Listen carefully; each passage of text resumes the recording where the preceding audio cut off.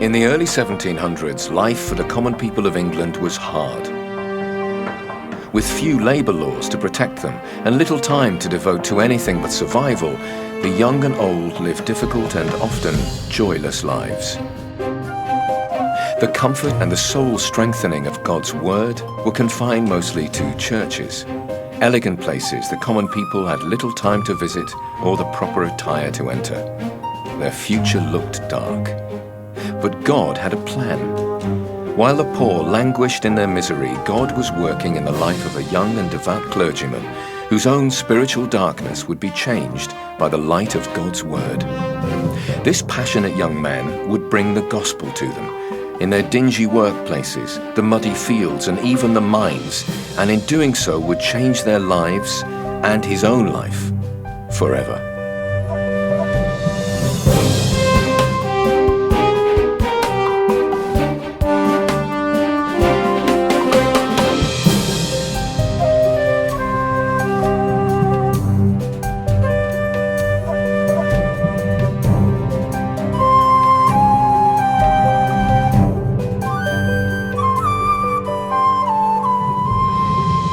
John Wesley was born on the 17th of June, 1703. He was born in Epworth, in England, which is 23 miles northwest of Lincoln. He was the 15th child of his parents, Samuel and Susanna Wesley.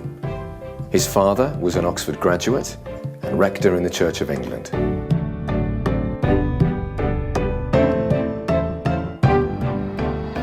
Samuel and Susanna Wesley moved here in 1695 when Samuel became the rector of the parish of Epworth.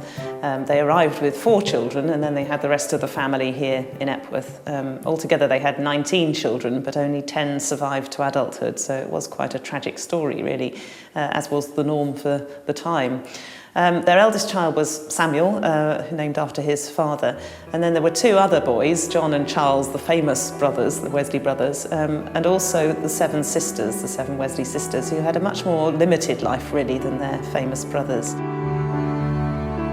His mother Susanna raised her children with a loving yet firm discipline, designed, as she would write to him in later life, to instill in her children a regular method of living.